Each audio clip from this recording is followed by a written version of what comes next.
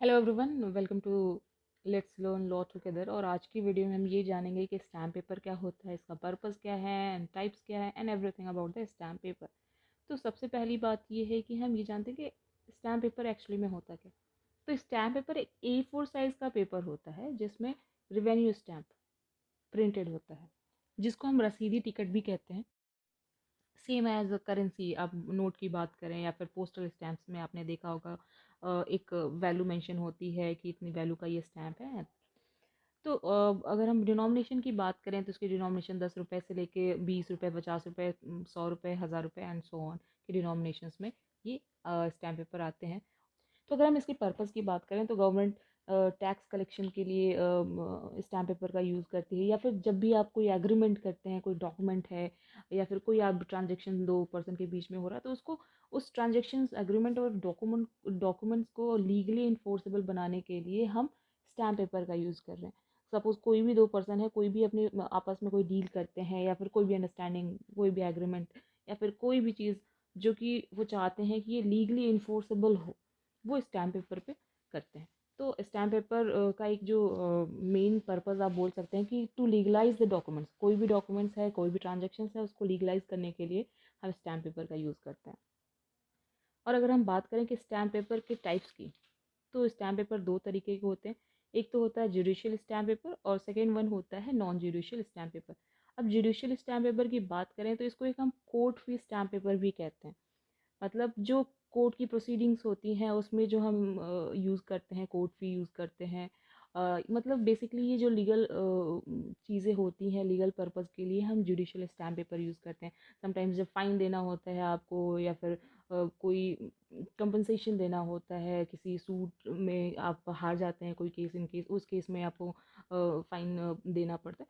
तो ये सब चीज़ों में जुडिशियल स्टैम्प पेपर यूज़ किया जाता है। अब हम वेयर एज़ बात करें नॉन जुडिशियल स्टैम्प पेपर की, तो जैसे सेल्स डीड हो गया, पावर ऑफ अटॉर्नी हो गई, मॉर्गेज हो गया, इन सब चीज़ों के लिए हम judicial non judicial stamp paper की यूज़ करते हैं।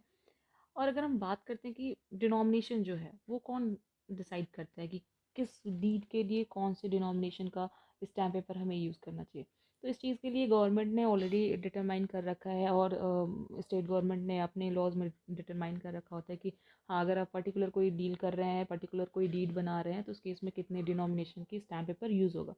सो जो अथॉरिटी है वो गवर्नमेंट है, वो डिसाइड करती है कि कौन सी स्टैम्प पेपर यूज़ करी करी जाएगी। और जो इसका फैक्टर ये होता है कि अब वो ये भी डिपेंड करता है कि जो प्रॉपर्टी है उसकी क्या वैल्यू, या फिर जो डॉक्यूमेंट्स है, इंस्ट्रूमेंट है, उसका क्या वैल्यू है। तो उस पर भी डिपेंड करता है कि डिनोमिनेशन किस डिनोमिनेशन की स्टैम्प पेपर यूज़ करी जाएगी।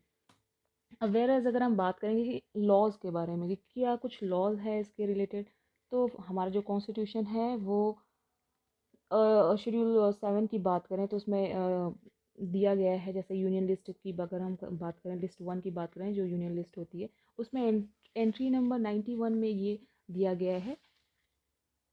वेयर एज अगर हम सेकेंड लिस्ट की बात करें, that is a state list, उसमें एंट्री नंबर 63 में दिया गया है। And whereas in concurrent list, जिसको हम थर्ड लिस्ट की बात करें, उसमें एंट्री नंबर 44 में स्टैम्प पेपर स्टैम्प ड्यूटी के बारे में दिया गया है।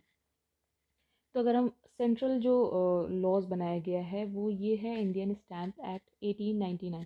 इसमें इसके द्वारा ये गवर्न किया जाता है। वेयर अगर हम बात करें स्टेट्स की, तो उनकी खुद की कुछ लॉज हैं, अगर कुछ स्टेट्स में नहीं है तो उस केस में हम सेंट्रल जो लेजिस्लेशन बना है उसी को हम कंसीडर करेंगे। वेयर जिस स्टेट में बनाया गया है उनकी खुद की लॉज हैं regarding to stamp paper stamp duty, तो वो उस चीज़ से गवर्न होगी। ठीक है। तो अब बात आती है क्या इसकी कोई वैलिडिटी होती है। तो देखिए, वैलिडिटी एज सच नहीं होती है, बट इन केस अगर आपने स्टैम्प पेपर ले लिया है, अब उसका कुछ यूज़ नहीं है और आप चाहते हैं कि इसको वापस कर दें, या फिर बेसिकली आपका यूज़ नहीं है, तो और अब आप चाहते हैं कि ठीक है अब ये मेरे यूज़ में नहीं है, देन अगर उस केस में अगर आप वापस कर रहे हैं तो उस केस में आपको रिफ़ंड मिलता है आफ्टर 10% डिडक्शन। जो भी अमाउंट होता है वो आपको रिफ़ंड मिल जाता है। पर जो रिफंड होता है, जो 10% का डिडक्शन होता है, वो वेंडर के केस में नहीं होता है। मतलब जो स्टैम्प पेपर वेंडर है, जो ऑथराइज पर्सन है, जो स्टैम्प पेपर को बेच सकता है, जिसके द्वारा आप परचेज कर सकते हैं, तो उस पर्सन के लिए जो डिडक्शन है 10% का वो नहीं होगा, उनको 100% रिफंड मिलता है। तो ऐसा कोई वैलिडिटी नहीं है कि आप कितने साल तक स्टैम्प पेपर यूज़ कर सकते हैं। आप चाहें तो उसको कभी भी यूज़ कर सकते हैं, लेकिन हाँ, जब आप वापस करेंगे तो उस केस में आपको रिफ़ंड अगर इन केस लेना है तो आपको ये 6 मंथ्स के अंदर करना पड़ेगा। तो आज के लिए बस इतना ही। आई होप आप लोग को वीडियो पसंद आया होगा। अगर वीडियो पसंद आया तो प्लीज़ लाइक करिए, शेयर करिए, और अगर सब्सक्राइब नहीं किया है तो प्लीज़ सब्सक्राइब करिए ऐसे इन्फॉर्मेशन के लिए। Thank you so much.